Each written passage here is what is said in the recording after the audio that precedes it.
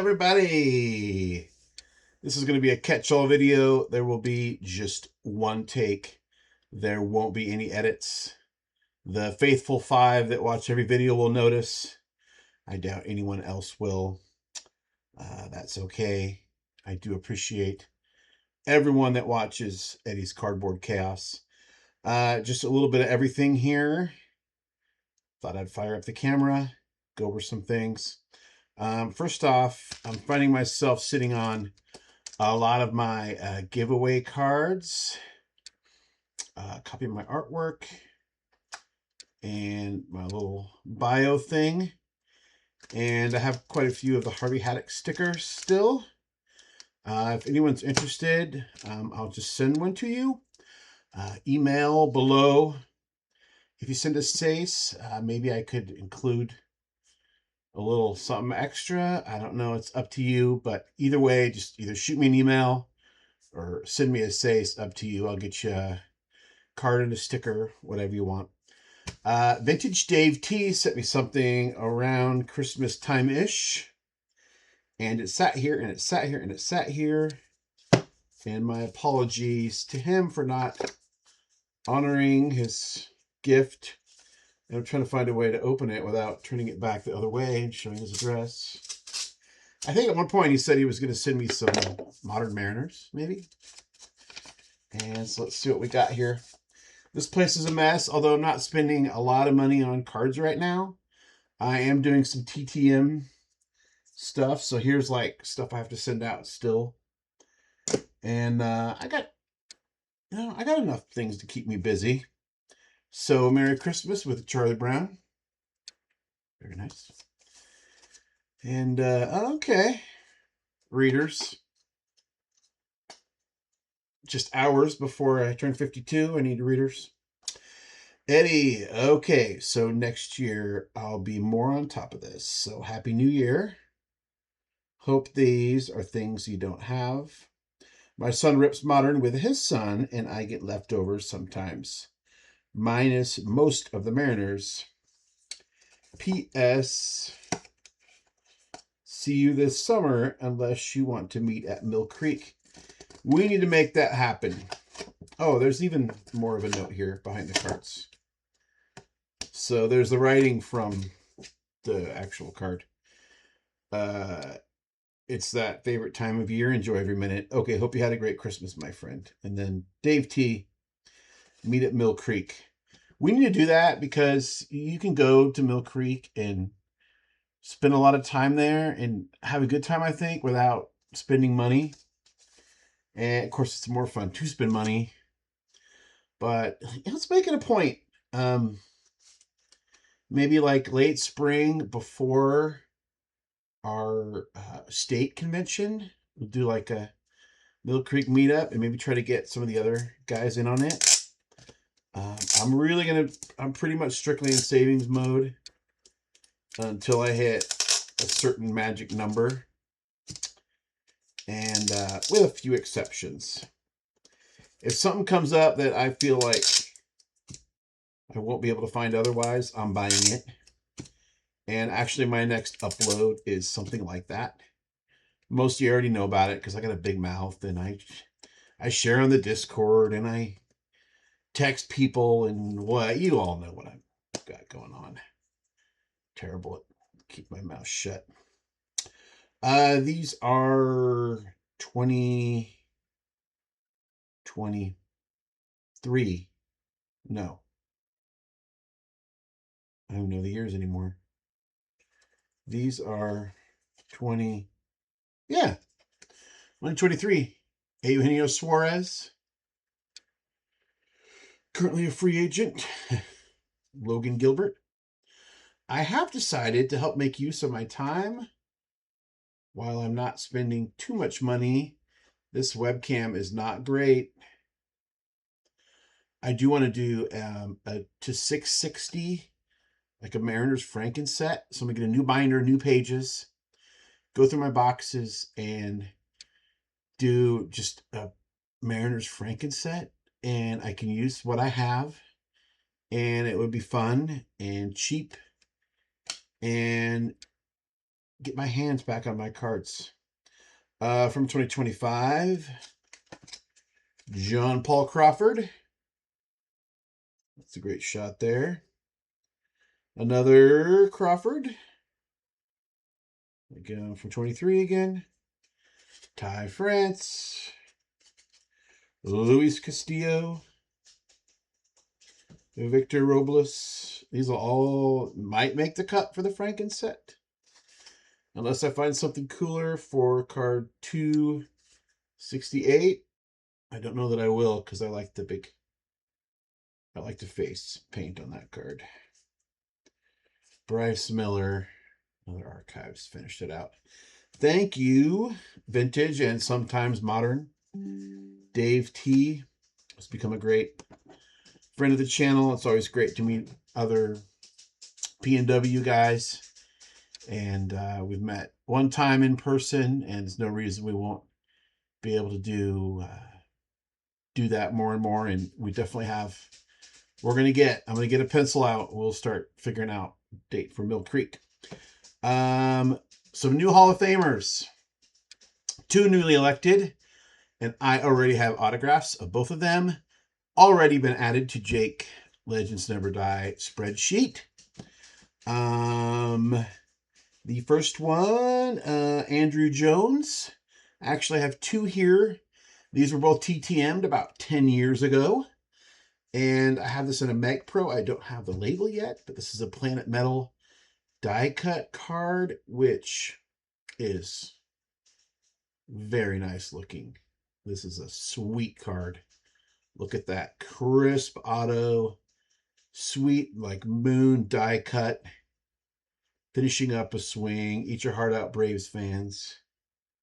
This next one, not quite as cool because you lose the autograph a little bit, I think. But I love a good emerald card. I love green on cards. And so this is a Skybox Metal Emerald. And that was TTM. I don't know if it was the same batch or a year later or whatever. But there was a couple year window there where Andruw Jones was signing TTM. And whenever someone had a great career, I try to get them in case they become a Hall of Famer. Imagine that. I have gotten a lot of Hall of Famers before they were Hall of Famers, TTM. This one I showed off recently. I bought this in maybe November. It was a spec buy. I knew he was getting in. I just figured, you know, if it goes up 10% after he gets elected, then I save myself 10%. But there's the Carlos Beltrán. There it is. Listened to Mike Moynihan on the way into work this morning, and he had a question about, you know, okay, why Carlos Beltrán gets in when he cheated. Hey, look at that. Decided to focus. And, you know, other guys who are PED guys didn't. And I could go into more detail about why I think that is. But the short answer is, if you bang a trash can to win a game here and there, I see that as significantly different than physiologically changing your body that you wake up with every morning. I see it as significantly different. That's the difference for me. I could probably do 20 minutes on that, but I don't know that I need to. Last order of business for today. I wanted to recognize the passing of a great knuckleball pitcher, Wilbur Wood.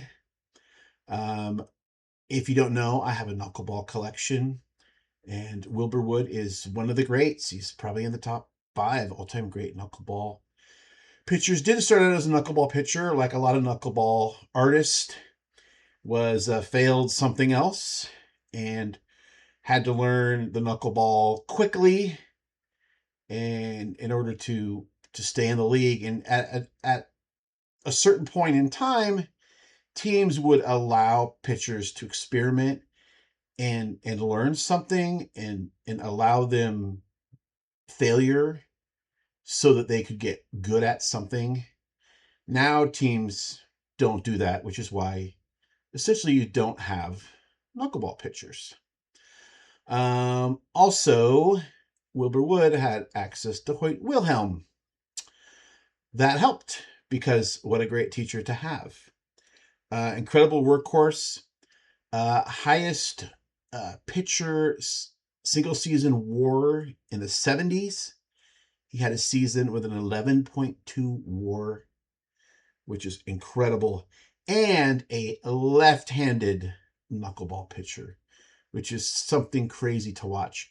I just watched maybe 2 hours ago. I was watching MLB Network, and I caught the last inning of Phillies Royals 1980 World Series, and in the top of the inning,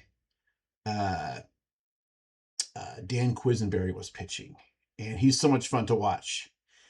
And I just got thinking, you know, some pitchers are just fun to watch, and I immediately thought of Wilbur Wood too, just with the left-handed knuckleball is just something else. But I just have a couple things here. This is the Kellogg's, and this is the one year where they didn't make it like lenticular, which I didn't like, but I do like the colors on this particular year, and I like the shield. If only they had done this as a lenticular. One day I'll get a webcam. I've tried 3 different webcams in the whatever almost 7 years I've been doing this, and never have I liked one. Autograph. This is an action pack. This one is personalized to Eddy. This one I got not only because it's Wilbur Wood, but I collect the set. I have 57 of these of the 100 card set. And this is actually one of my favorite all-time uniforms. I don't know why, but White Sox uniforms just tend to be my favorite across time. They just seem to be the most quirky and unique and experimental. And this one's no different. I like the huge number there on the sleeve. Look at that. It's cool. And does he have the hefty big sleeve? That might just be a regular, like a windbreaker, but what a gorgeous card. Look at the big, I don't know if that's a chaw or like a big chewing gum job. Here is the ERA leaders. Also personalized with Palmer in blue, only signed by Wood. There you go, unfocused. Just 4 more here, one of which is my favorite. This is a 3 for, these were all bought at a show for $1 out of a guy's box because they came from a scrapbook. He just thought nobody would want them. But Wilbur Wood in ink pen in ballpoint. Heck yeah. Look at that. There's another great uniform. Look at that. The powder blue with the red and the big gap, and I just love it. I don't love the White Sox. Sorry, Jason, but I don't know, something about the uniforms, even like the 80s ones, where they just got socks across the front. They got numbers on their pants. It's just, I just love it. 1970.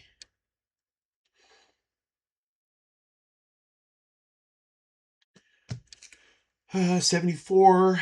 And then I have him in some sets. I didn't drag out like my 73, but he's in there. He's in my 64 set binder. He's got a rookie card in 64. And then in 64, he was also sent to Seattle to play for the Rainiers, which were recently purchased by the Red Sox. So he played very briefly for the Red Sox in 64. It did not go well. He was sent to Seattle. And that was only the second year, I think, that Seattle was a true minor league. Prior to that, PCL teams were open classification. So it was just a professional baseball league. PCL, prior to Major League Baseball moving west, was not a minor league.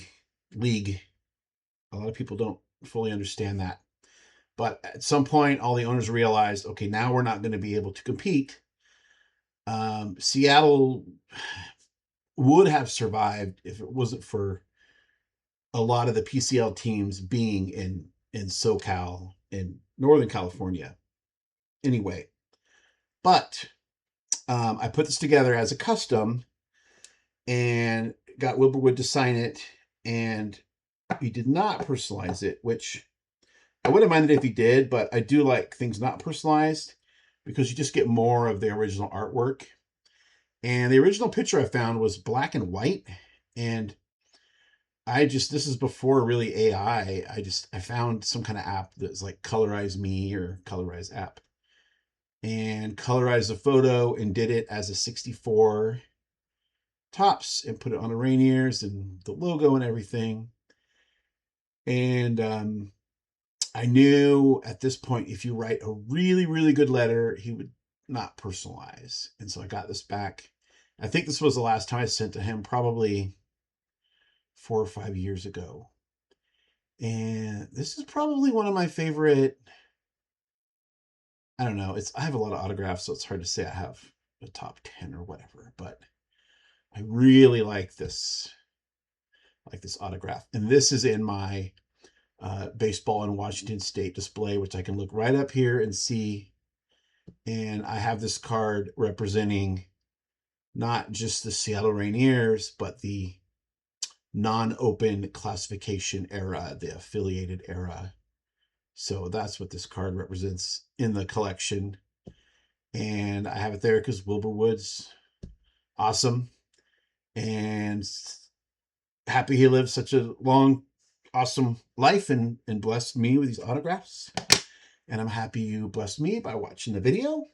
Thank you very much. Until next time, remember, we don't count subscribers, we count friends. And send me an email if you want a sticker or a channel card or whatever. Thank you very much.